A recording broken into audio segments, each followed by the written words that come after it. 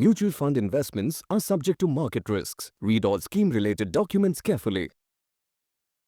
मुलांच्या नावाने गुंतवणूक म्हणून पॉलिसी काढणं योग्य आहे का? तर मला एक कमेंट आली इकडे दत्तात्रेय होनराव यांची, की मुलींच्या नावाने LIC पॉलिसी काढणे योग्य आहे का? तर मित्रांनो, साधं सोपं सांगतो तुम्हाला. लाईफ इन्शुरन्स तुम्ही काढलाच पाहिजे, पण याच्यामध्ये इन्व्हेस्टमेंट म्हणून लाईफ इन्शुरन्सकडे बघू नका. ठीक आहे. मुलांच्या नावाने काय, तर स्वतःच्या नावाने सुद्धा इन्व्हेस्टमेंट म्हणून लाईफ इन्शुरन्स कामाला येणार नाहीये. याच्यामध्ये टर्म इन्शुरन्स फार मस्ट आहे. तर लाईफ इन्शुरन्समध्ये मला असं वाटतं, की तुम्ही टर्म इन्शुरन्स घेतला पाहिजे. आता मुलं जन्माला आली, की आपल्याला खूप छान पद्धतीने कोणीतरी काका, मामा, दादा एजंट असतातच आणि मग ते येतात, जवळचे असतात. मग ही पॉलिसी काढा, हे करा, ते करा करतात. खूप छान काहीतरी दाखवतात आणि आपण पण त्याच्यामध्ये जातो. मी सोपं म्हणेल, मी काय म्हणण्याऐवजी किंवा तुम्ही काय ऐकण्याऐवजी तुम्ही ChatGPT, Gemini असे AI टूल आलेले आहे. ते माईट बी काहींना माहीत नसतील, त्यांनी माहीत करा. तिकडे जाऊन हा प्रश्न विचारा, की मी मुलाच्या उज्ज्वल भविष्यासाठी, शिक्षणासाठी लाँग टर्मच्या पॉलिसी किंवा लाईफ इन्शुरन्समध्ये इन्व्हेस्टमेंट करावी का? आणि त्याचं उत्तर तुम्ही मिळवू शकता आणि त्याच्यावरती ॲक्शन घेऊ शकता किंवा मी इथं सुद्धा तुम्हाला ChatGPTवरती दाखवू शकतो. म्हणजे मी सांगणं कदाचित तुम्हाला असं वाटू शकेल, की यार मी माझ्या काहीतरी फायद्याचं किंवा माझं काहीतरी त्याच्यामध्ये आहे. तर मी काय करतोय, त्यांची जी कमेंट होती ती कमेंट कॉपी पेस्ट करून ChatGPTमध्ये टाकतोय.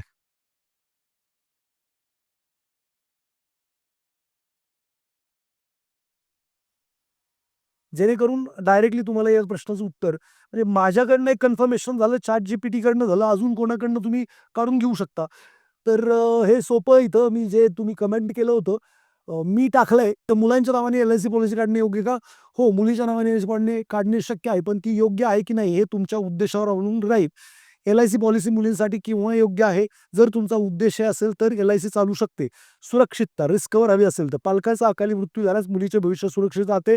LICची विश्वासार्हता जास्त आहे. काहीच प्रॉब्लेम नाहीये. पण तुमचा मृत्यू झाला तर कामाला येईल. पण तुम्ही जगलात तर काय? पुढं करतायत ते शिस्तबद्ध बचत हवी असेल, जबरदस्ती बचत होते. जबरदस्तीची बचत होते. मार्केटचा धोका नाही. कमी जोखीम स्वीकारायची असेल, या कंडिशनमध्ये पण तुम्ही पॉलिसी घेऊ शकता. कमी जोखीम स्वीकारायची असेल तर गॅरंटेड बोनस बेस्ड रिटर्न चढ-उतार नको असतील तर. पण गुंतवणुकीसाठी इन्व्हेस्टमेंट म्हणून कमी फायदेशीर राहील. तुमच्या मुलीच्या शिक्षणाचा मोठा निधी नाही होणार, लग्नासाठी जास्त रक्कम नाही होणार, महागाईवर मात करणारं रिटर्न नाही म्हणणार. तर LIC कमी पडते. कारण सरासरी रिटर्न किती आहेत? सरासरी रिटर्न तुम्हाला मिळतील 4 ते 66%. महागाई 6 ते 7% नी वाढते. अ, पेक्षा कमी आहे. लॉकिंग जास्त आहे. चांगला पर्याय. भागांची योजना बेस्ट प्रॅक्टिस. टर्म इन्शुरन्स पालकांनी घ्यावा. जास्त कव्हर, कमी प्रीमियम. म्हणजे मी सांगण्याऐवजी तुम्ही हे सगळं वाचून घेऊ शकता, बघू शकता, की तुम्हाला इथं लिहिलंय mutual fund, Sukanya Samriddhi mutual fund 10-12% आणि तिकडे 4-6%. हा डिफरन्स फार मोठा आहे.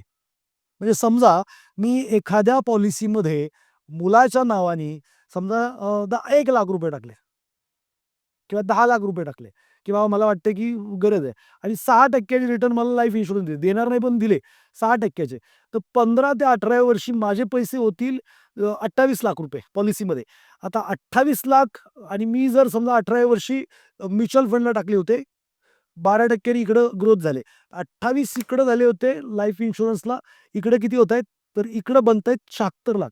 28,00,000 आणि 76,00,000 मध्ये फार मोठा फरक आहे साहेब. सो तुमच्या प्रश्नाचं किंवा सगळ्यांच्या प्रश्नाचं उत्तर एकच आहे. गॅरंटेड अमकं-ढमकं. गॅरंटेड बघा रिअल रेट ऑफ रिटर्न ज्याला म्हणतात तो असा असतो, की महागाई महागाई 6 ते 7%. 6% महागाई वाढली. ठीक आहे. आणि तुम्हाला पॉलिसी देणारे 4 ते 6% रिटर्न असं कन्सिडर करा. 4% टू 6%. आता याच्यामध्ये मीडियम काढ मिड पकडू, की 5% रिटर्न दिले आणि 6% महागाई वाढती. तरी मी 5% याच्यातून जर माहेर काढले ना, तर -1% तुमचे रिटर्न आहेत. म्हणजे तुमचे पैसे डिव्हॅल्युएट झालेले आहेत.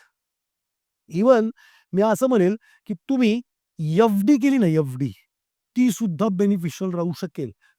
लाईफ इन्शुरन्समध्ये इन्व्हेस्टमेंट एंडॉवमेंट प्लॅन्समध्ये टाकण्याऐवजी. असं हे माझं वैयक्तिक मत आहे.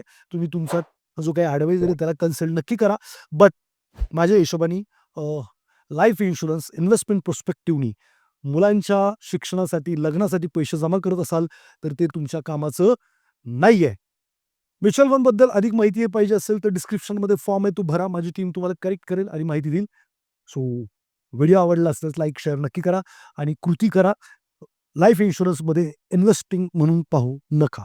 भेटूयात पुढच्या व्हिडिओमध्ये. धन्यवाद.